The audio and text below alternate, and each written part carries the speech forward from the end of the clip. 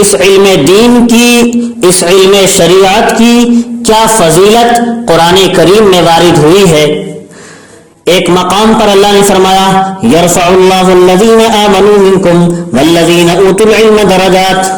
اللہ تعالیٰ تم نے ایمان والوں کے اور ایمان والوں میں سے ان لوگوں کے جن کو علم دین عطا ہوا ہے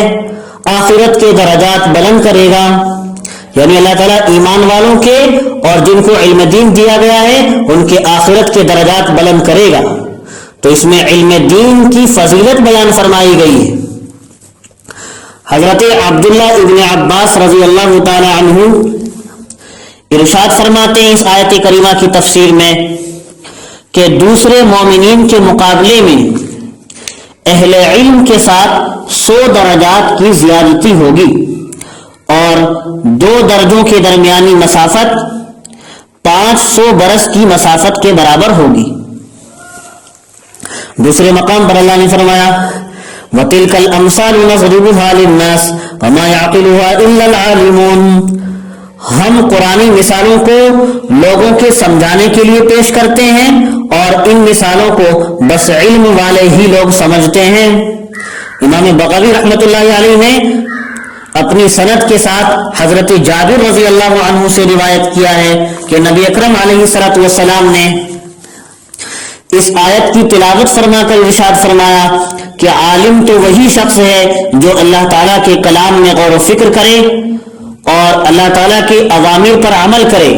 جن چیزوں کے کرنے کا حکم اللہ نے دیا ہے ان کے مطابق ان پر عمل کرے اور اللہ تعالیٰ کو ناراض کرنے والے کاموں سے بچے۔ اس سے معلوم ہوا کہ قرآن و حدیث کے محض الفاظ سمجھ لینے سے کوئی شخص اللہ کے نزدیک عالم نہیں ہوتا ہے جب تک قرآن میں تدبر اور غور و فکر کی عادت نہ ڈالے اور جب تک کہ اپنے عمل کو قرآن کے مطابق نہ بنائے۔ تیسرے مقام پر اللہ نے فرمایا انما یخشی اللہ من عبادہ العلماء، خدا تعالیٰ سے وہی بندے ڈرتے ہیں جو اس کی عظمت کا علم رکھتے ہیں۔ حسن بصری رحمۃ اللہ علیہ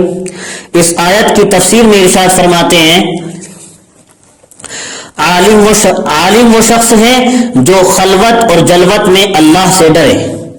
جو تنہائی میں اور سب کے سامنے اللہ سے ڈرے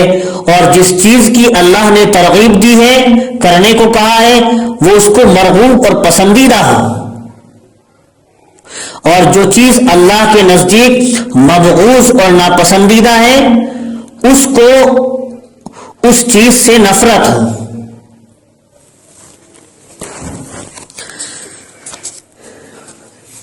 اور ہمیں جو دعا مانگنے کو سکھائی گئی ہے، دعا مانگنے کے لیے کہا گیا ہے ربنا آتنا فی الدنیا حسنہ وفی الآخرۃ حسنہ، قرآن میں دعا سکھائی گئی ہے۔ تو اس آیت کے متعلق حضرت حسن بصری رحمۃ اللہ علیہ اس کی تفسیر میں فرماتے ہیں کہ دنیا میں حسنہ سے مراد علم دین اور عبادت ہے۔ جس کو دنیا میں علم دین اور پھر اس کے مطابق عبادت کا موقع مل گیا تو اس کو دنیا کی بھلائی مل گئی، جس کو علم دین مل گیا پھر علم دین کے مطابق اس نے عبادت میں زندگی گزاری تو اس کو دنیا کی بھلائی مل گئی۔ اور آخرت کے حسنہ سے مراد جنت ہے، جس کو آخرت میں جنت مل گئی اس کو آخرت کی بھلائی مل گئی۔